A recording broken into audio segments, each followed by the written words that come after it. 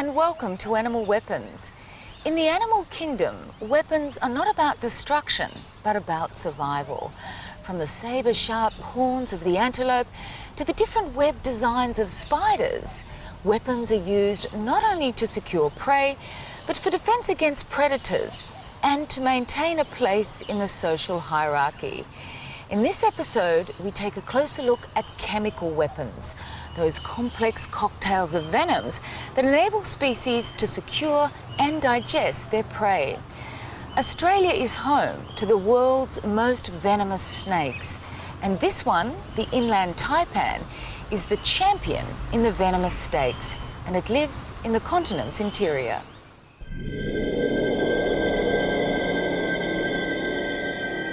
"45-degree heat scorches Australia's arid interior. This is one of the most inhospitable places on Earth.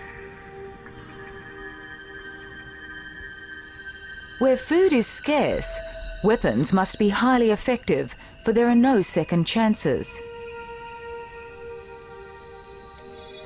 The inland taipan can kill 250,000 mice with one bite. But its rodent prey is scarce and elusive. It may wait weeks between meals.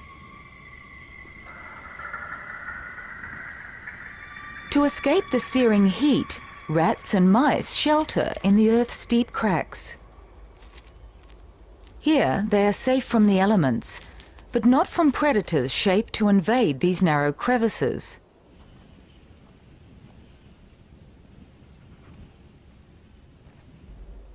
For the rodents, this subterranean world is both a protective shelter and a trap.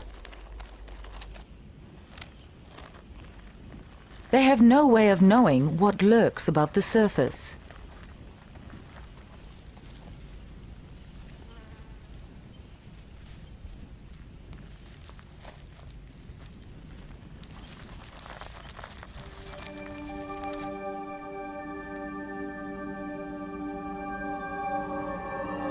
Confined by the earthen walls, the rat's fate seems sealed.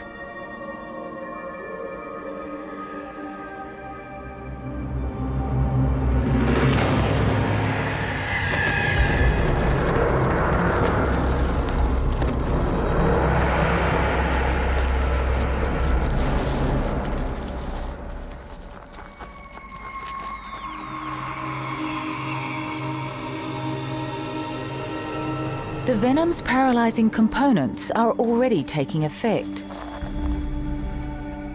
Within a matter of moments, the rat will barely have a breath of life left.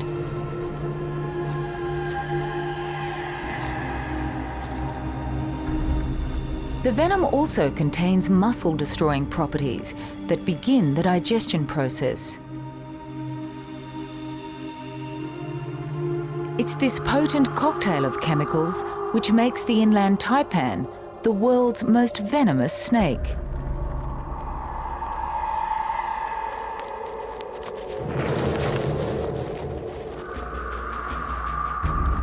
You would think that such a weapon would make this creature invincible. But it's not.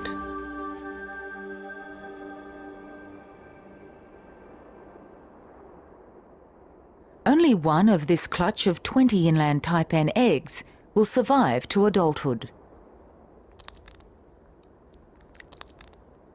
It's not because they've been abandoned, for this underground chamber has provided for their incubation and safety. The eggshells are permeable enough to allow life-giving gases to be exchanged.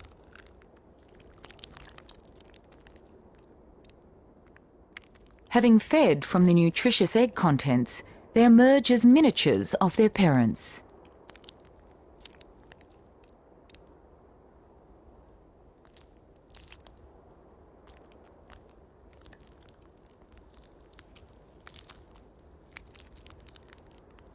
Even at this age, their venom is lethal.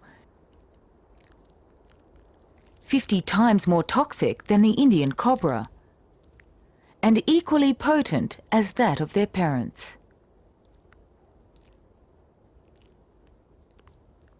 Despite their potency, they are at great risk.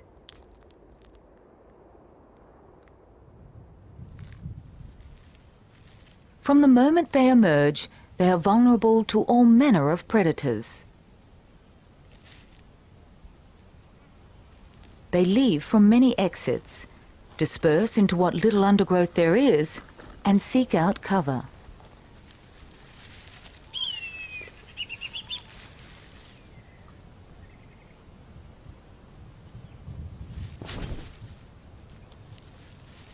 Their size makes them ideal prey for hunters of the skies.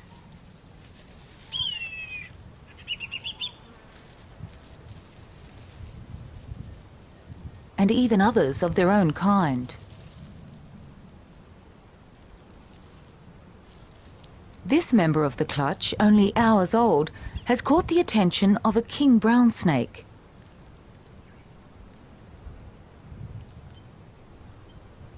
This snake feeds on other reptiles, even those that are venomous. While its own venom is among the most potent of all snakes, it's not as potent as that of the inland taipan. But the king brown has extraordinary means of neutralizing venoms of its prey.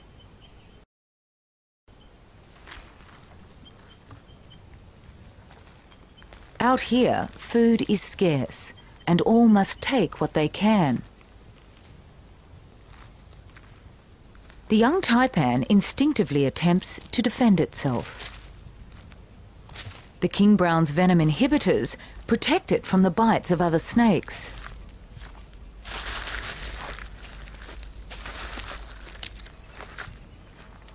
Its advantage is to be armed with both a defensive and offensive chemical weapon.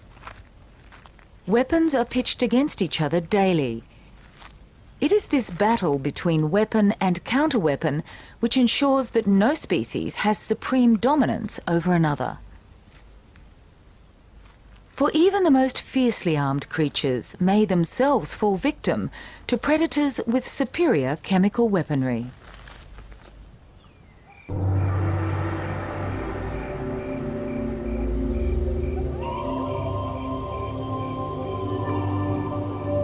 As the sun sets around the world, night stalkers emerge from hiding. They are scorpions. More than 600 different species of them are found from the tropics to the deserts. And all are carnivores. With a venom-loaded sting in their tail and a pair of menacing claws at their heads, they are armed with weapons at both ends.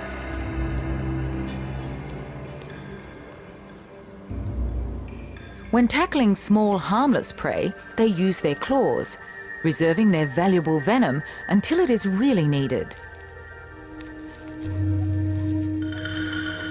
But those that prefer large, dangerous prey need a powerful chemical weapon that acts quickly and efficiently. Found in America's southwest, the desert hairy scorpion is one of the most venomous of its kind. Claws are not its most important weapon and are relatively small. It has simple eyes perched on its head, but doesn't hunt by sight.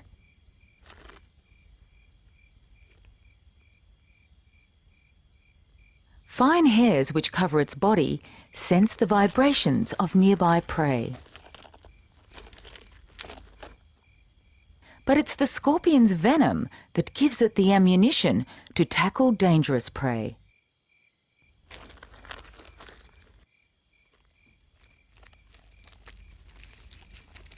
Known as the false spider or wind scorpion, this solifugid is neither scorpion nor spider, but closely related to both. It is aggressive and fast-moving. While it has no venom, its weapons are a set of 4 sharp and powerful crushing jaws.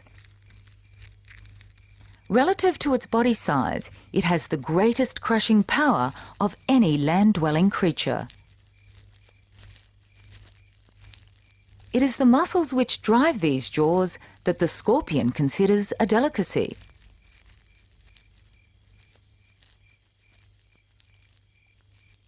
Given the opportunity, solifugids will kill and consume a scorpion.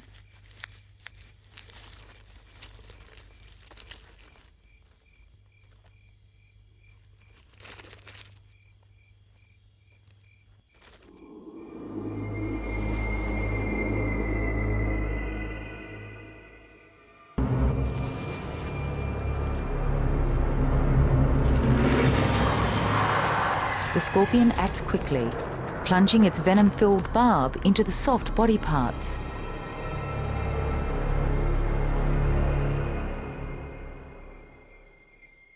A creature of this size and strength requires multiple injections. The scorpion's barb is smooth and lubricated and can be used repeatedly without injury. Scorpion venom is a cocktail of nerve toxins produced in a pair of venom glands at the base of the stinger. It is replenished quickly. Within minutes, the solifugid is immobilized.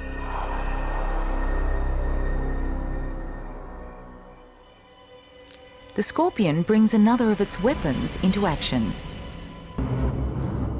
Mandibles sharp enough to cut through the connective tissues of its victim.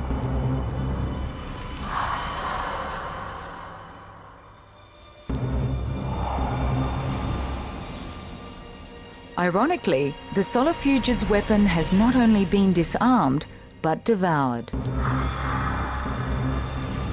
Scorpions are not only highly efficient predators, they're also true desert survivors, able to survive great extremes in temperature. And here in Israel's Negev desert, it's not only the heat they have to worry about, but a harmless-looking predator with a secret weapon all of its own. Hedgehogs are also out hunting in the desert at night. They are always alert, constantly sniffing and listening for any movement of insects or spiders. Even scorpions, which move silently, can't avoid detection, for most of the hedgehog's food is found by scent. Scorpions are juicy and plentiful. Hedgehogs are bold and not at all deterred by the scorpion's venomous weapon, for they have their own biological defences.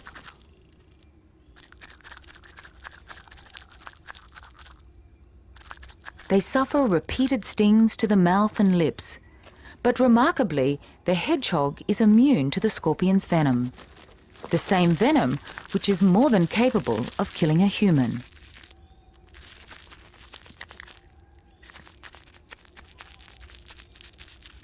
It is a form of invisible warfare where neither weapon ever totally succeeds in maintaining outright supremacy.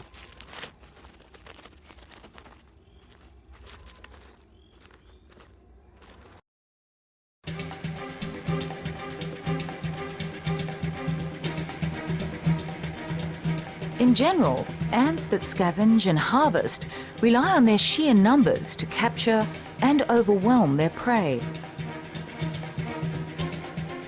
As individuals, they are ineffective. Their strength in numbers is their sole weapon in their fight for life and species continuity.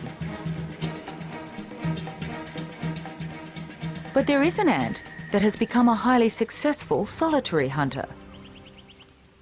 Its weapon is a chemical one. The Australian bulldog ant is claimed to be the world's most venomous ant. It is armed not only with vastly oversized biting and grabbing mandibles, but also with a sting in its tail. Where most ant colonies have armies of hundreds of thousands, bulldog ants have far fewer warriors, but each is heavily armed. They hunt individually or in small units. Their weapon allows them to attack large protein-rich prey that other ants cannot. Even this beetle, covered in its protective carapace, is not safe.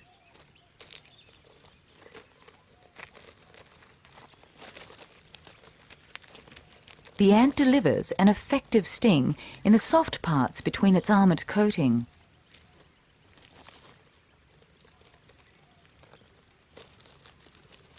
Then, almost effortlessly, the ant drags the insect 3 times its own weight back to the nest chamber, stopping to preen repeatedly. It's following a chemical scent trail, and its antennae must be spotlessly clean for successful direction finding.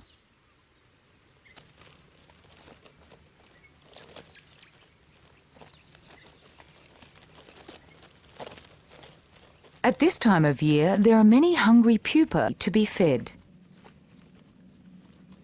Beetles are a rich source of proteins and sugars.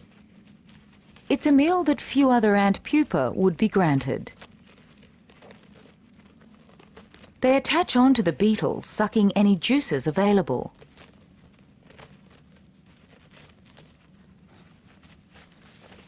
They themselves are tasty morsels for any predator that dares to invade this well-armed fortress. The blind snake is such a predator, and the soldiers attack. They are capable of delivering a deadly sting to the snake's vulnerable regions between its scales. The weapon of attack that secured the food has now been turned into a highly effective weapon of defence. But rather than defending themselves, these soldiers are protecting the future of the colony. Bees too are armed with a weapon designed to defend their societies. The ants approach cautiously. They arch their bodies into a position where they can plunge their stinger. Lacking the flexibility of the ants, the bee is unable to maneuver into a position where it can launch its sting.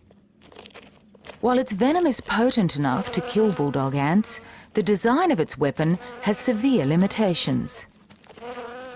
Once a bee has stung, its sting ruptures from its body and the bee dies soon after. Bees can only use their sting in martyr-like defence of their entire colony, whereas the bulldog ant can sting repeatedly with no ill effect. In the world of chemical weaponry, it's not only the potency of the venom that determines its success, but also the versatility of its delivery system.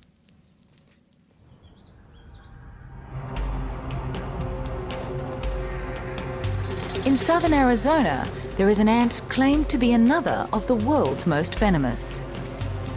Yet it is not for overwhelming prey that this pogo ant is armed with its chemical weapon, for it is a herbivore and forages for a living. Its sting is designed solely for the protection of its colony. Yet there is one predator not deterred by the ants and comes to feast on the streaming mass of pogos. The horned lizard waits almost motionless on the ants' trails, picking off morsels as they pass by. Ants and termites are its staple diet. The ants are swallowed alive and intact, their venomous stings still capable of paralysing once in the lizard's gut. Remarkably, the horned lizard has a component within its blood which can neutralise the venom. Occasionally, the pogos take offence to the onslaught and orchestrate a mass attack. A small mammal would be paralysed within minutes, but the horned lizard stands its ground.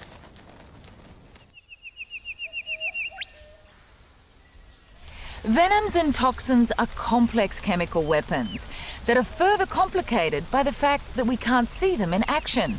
Well, one of the most perplexing venoms in the world belongs to an Australian forest dweller.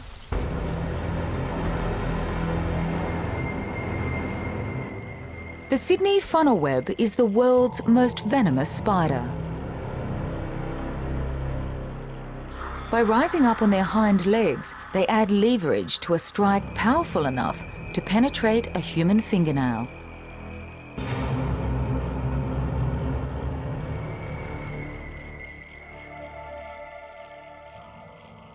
Females like this spend most of their day in or around their burrows. She lays silken triplines at night and descends to wait for passing prey.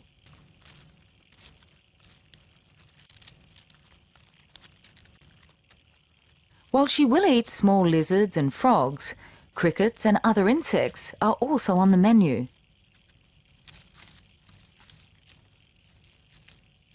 Movements along the triplines vibrate down into the burrow, signalling that prey is within reach.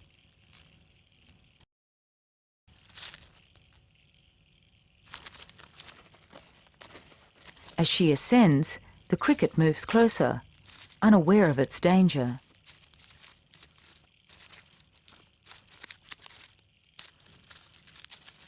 Having poor eyesight, she relies on subtle vibrations to decide when to strike. Her venom-laden fangs are fed by glands in the base of her jaws. A precious commodity, she will inject only enough venom to subdue her prey.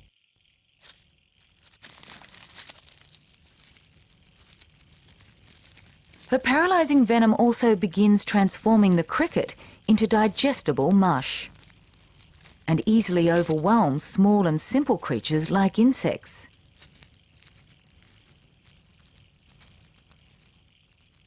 It's a case of chemical overkill, for her toxins are also lethal to humans.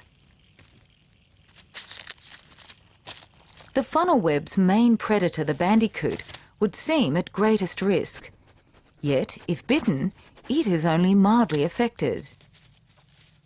Humans and other primates are the only mammals susceptible to this spider's venom. The male's venom is 5 times more potent than the female's. Despite the male's lethal potential, it is he who has the most to fear. For funnel web mating can be a fatal game. Males die within 9 months of maturity. During his short life, he becomes a wandering vagrant with a sexual mission, trying to mate as many females as possible. He senses her pheromones on the triplines. It's a potentially fatal attraction, for females are known to consume males after mating to provide sustenance for their developing brood.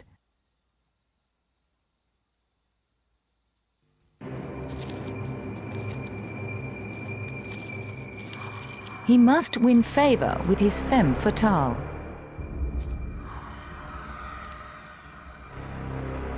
To deliver his precious parcel of sperm, the female must be in the striking position. But there is a fine line between a sign of submission and a deadly attack.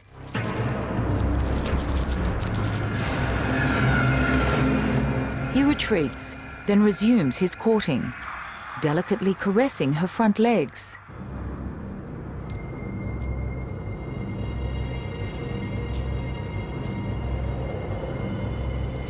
This time she accepts his advances and holds her fire.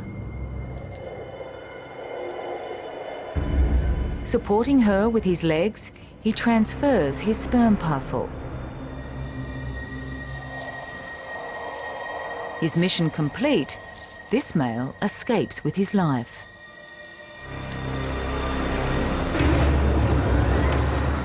While there are over 30 different species of funnel web, it is only the Sydney funnel web that is so toxic. It remains a mystery as to why this creature possesses such a powerful and complex weapon.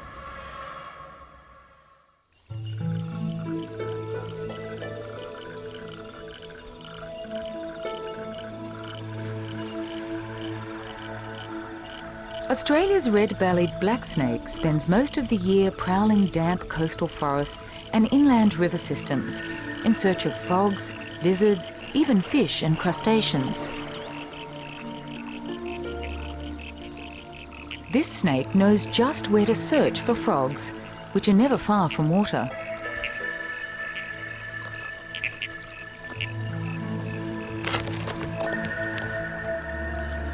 They rarely have to move far to find the next meal and can survive within an area half the size of a football field.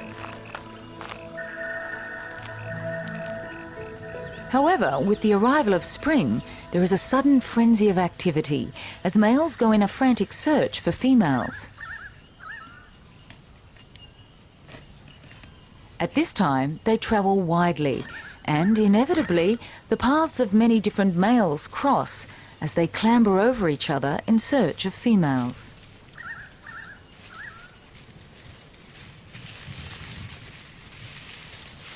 Each will try to assume the dominant position, the one that can maintain its head the highest.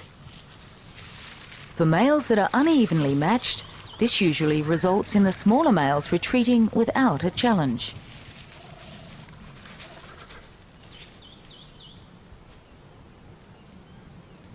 Males of similar size will challenge each other until one becomes submissive. Combat such as this is rare among the Australian venomous snakes, but common among red-bellied blacks.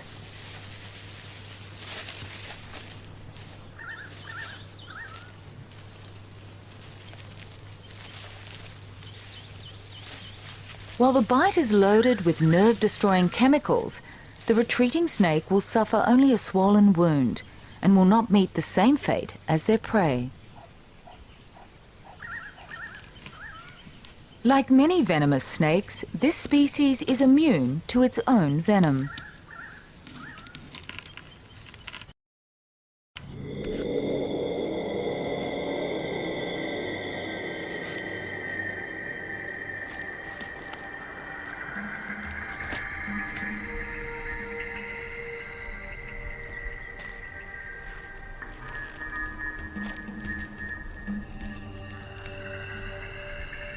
In the reptile world, venomous bites are the almost exclusive domain of the snakes. However, there are two lizards that also have venomous bites, and they both occur here in the southwest corner of North America. One of them is this Mexican bearded lizard.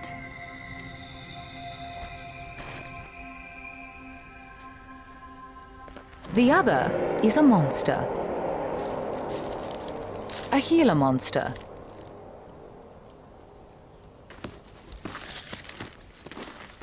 These lizards, like the red-bellied black snakes, engage in battles for mating rights.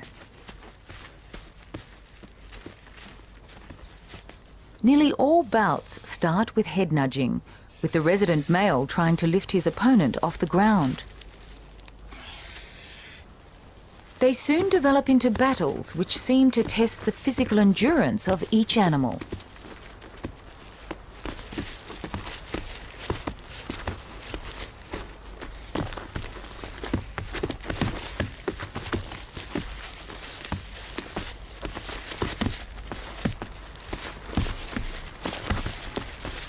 Each tries to get into the dominant position.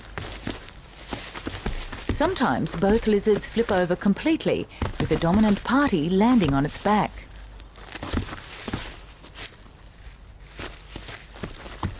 Both may end up with bloody wounds. While venom would most certainly be delivered into the bloodstream, like some species of snake, the Gilas are immune to their own venom.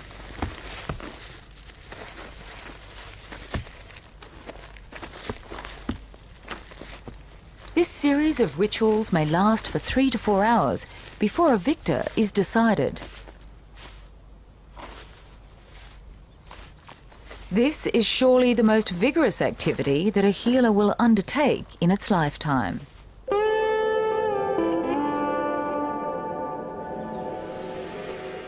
Gila monsters have a low metabolic rate and spend only 3% of their life out of their burrow.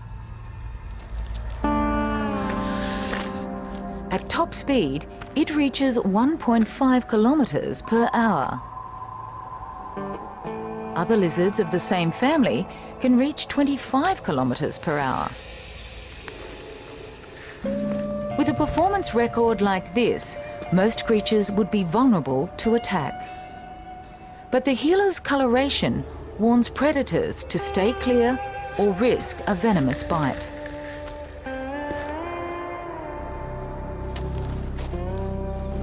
By detecting airborne chemicals with their tongues, they seek out eggs and young in nests below the ground.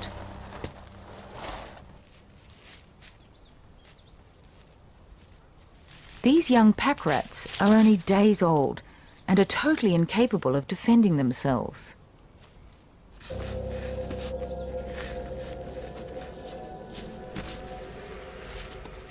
The mother stamps her foot as a warning to the approaching predator. When the monster carries on regardless, she makes a hasty escape.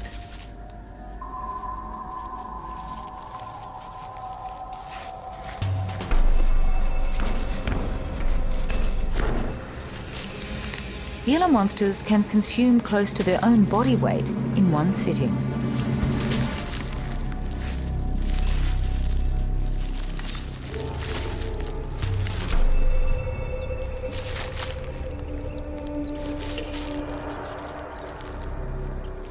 Two to three meals such as this are enough to sustain them for a whole year.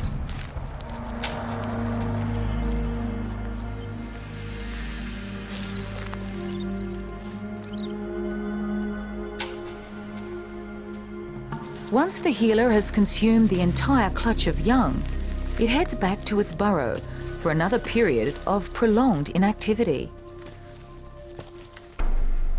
While the Gila's venom is kept in store for defense, it is the fact that they are venomous that allows them to make unhindered raids on their prey. This is not a secret weapon. The Gila's colourful markings are a clear warning to keep away or else.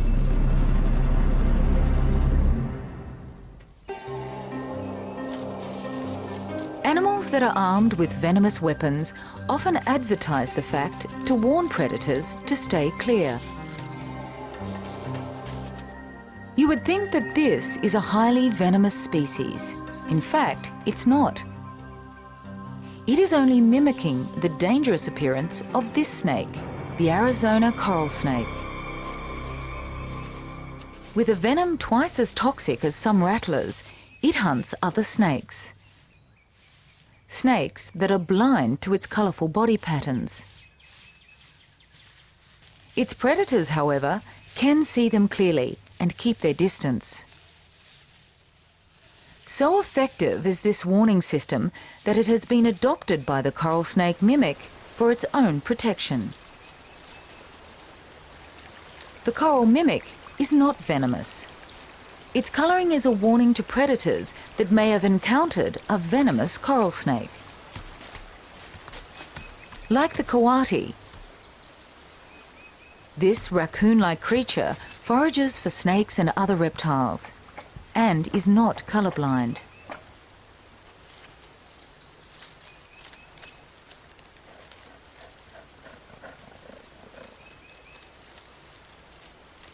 Just the sight of the mimic is enough to send it scampering. This defensive weapon, though not original, is an effective means of keeping out of harm's way. Colourful warning systems such as this work when predators can see what their prey cannot.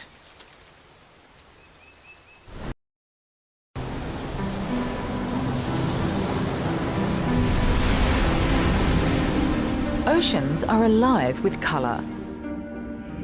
They identify members of a species, act as camouflage among the corals, and here too they advertise creatures armed with chemical weapons. In Australia, there live some of the world's most dangerous marine creatures. One of them, although not much larger than a tennis ball, is armed with a highly toxic chemical weapon. This creature has enough venom in one bite to kill 10 humans.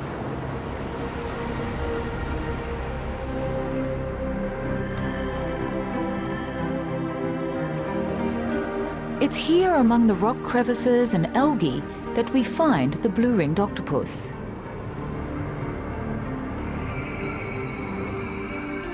It is an active hunter, but is also hunted, and advertises its lethal weapon by flashing its iridescent blue rings.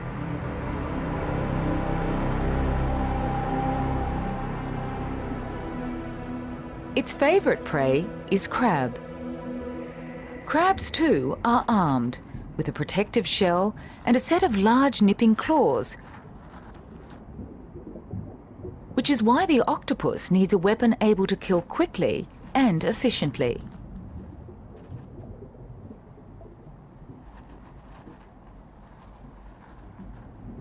A thrashing crab half the size of the octopus could easily bite off a tentacle.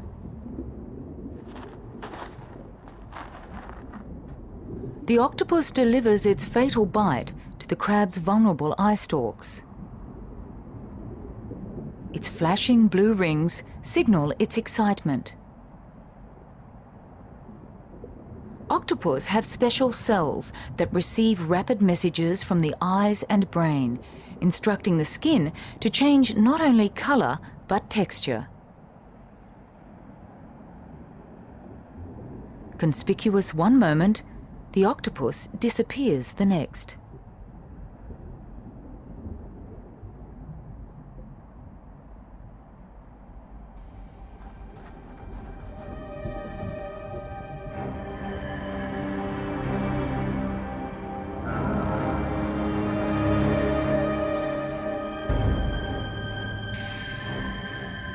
It masquerades as a piece of floating seaweed.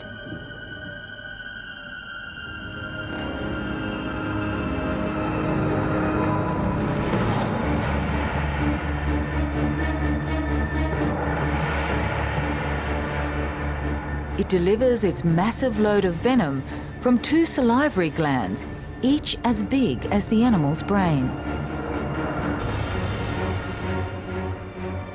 While the venom is a cocktail of chemicals, the component which paralyzes the crab is known as haplotoxin, the front-line offensive weapon.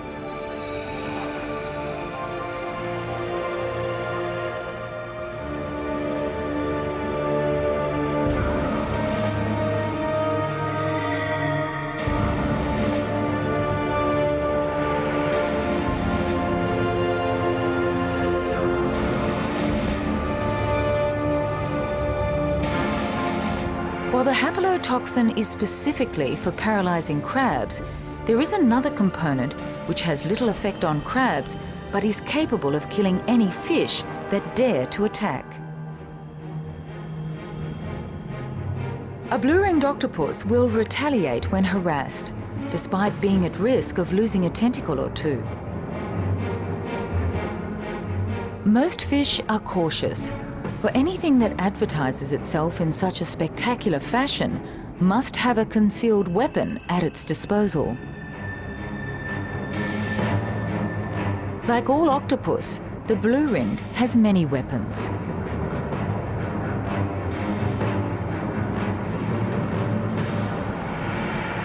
It is a master of disguise and a contortionist, armed with a highly developed sensory system and a biting mouth.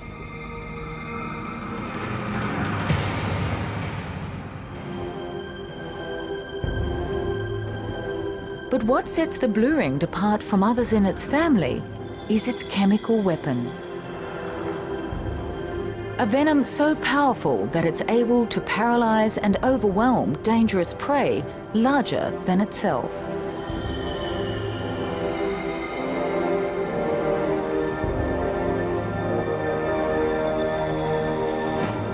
A weapon that keeps carnivorous fish at bay, while this little predator of the sea reduces living crustaceans into piles of debris in a matter of seconds.